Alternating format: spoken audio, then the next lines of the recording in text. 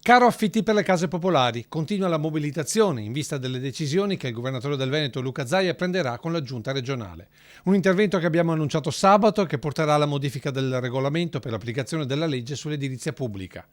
E se domani ci sarà al mercato di Treviso la raccolta firme per bloccare per un anno l'applicazione della norma, il sindacato degli inquilini con la CGIL ha indetto un'assemblea aperta a tutta la Marca. Le settimane scorse abbiamo distribuito più di 5.000 volantini, stiamo ricevendo telefonate tutti i giorni ed è per questo che giovedì 1 agosto alle ore 17:30 nel parco di Viale Francia in quartiere San Paolo facciamo un'iniziativa aperta a tutti e invitiamo non solo gli assegnatari di alloggi trevigiani, ma quelli degli altri comuni, perché si parla anche di Treviso, però in tutti i comuni della provincia ci sono case popolari. Un'assemblea dove verranno ribadite le richieste di modifica del regolamento sugli affitti. È necessario che venga alzato il valore dell'ISEE da 20.000 almeno a 30.000 euro. All'interno dell'ISEE che poi venga valutata la situazione patrimoniale del soggetto e quindi venga scorporata i soldini diciamo, che la persona ha messo via, ha messo in banca. E poi per quanto riguarda il valore dell'immobile bisogna utilizzare il valore di mercato reale dell'immobile e quindi far sì che l'affitto sia effettivamente l'affitto di quell'immobile in quella zona della città.